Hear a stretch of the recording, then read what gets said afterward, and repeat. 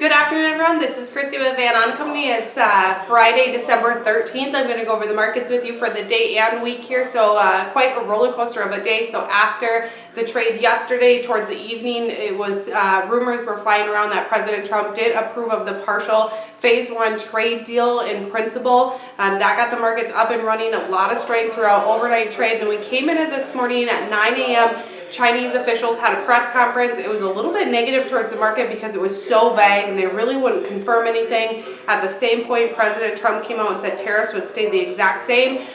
They would cancel the upcoming ones, but the 25% would stay in place and 7.5% would be on the remaining. So this kind of caught the market off guard, fell back off, closed the gap, and then by afternoon you had a couple details coming out from President Trump and then U.S. Trade Representative Lighthizer, and came and said that essentially China would be coming in and buying $40 billion worth of U.S. agriculture products each year for the next 2 years that they're confirming. So they used a benchmark of 2017, which was $24 billion worth of goods. That was our last year we had on a normal schedule with them of buying our goods before the trade war, and then they added $16 billion each year to that total to get us to 40.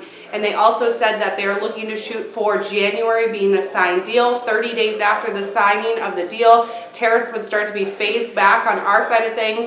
And overall, it just sounds like in general that this is a done deal. President Trump even said phase one is done, working on phase two as soon as we can. And so they are going to talk about it in principle that it is a done deal, but these markets seem to want to wait until we actually have ink on the paper before you can really commit to that. But overall, optimistic trade. You saw these markets come back, but they still closed well off their highs. So corn market on the day up 3.5.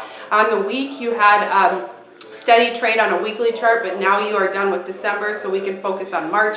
March was up 4.25 on the week. Soybeans here up 9.25 today, up 18 cents on the week. And then wheat market up 2.25 on Chicago. Kansas City here up steady. Minneapolis wheat also up 2.25 on the week. When you break it down, strength across the board. 6.75 higher on Chicago. Minneapolis up 9, and then Kansas City up 12.5. So a lot of support going on there. And soybeans, I don't know if I touched on that, but up 18 cents on the week. So you had a positive trade, and hopefully this is just enough to kind of round this market off and show a bit of support moving forward, because we could really use a little bit of rally, especially into this corn market.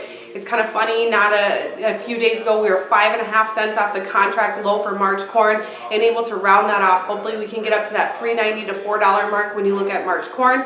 Cattle markets all higher on the day as well. Same with hog markets, live cattle, feeder cattle having a lot of support, up well over $1 for live cattle, feeder cattle over $3 higher.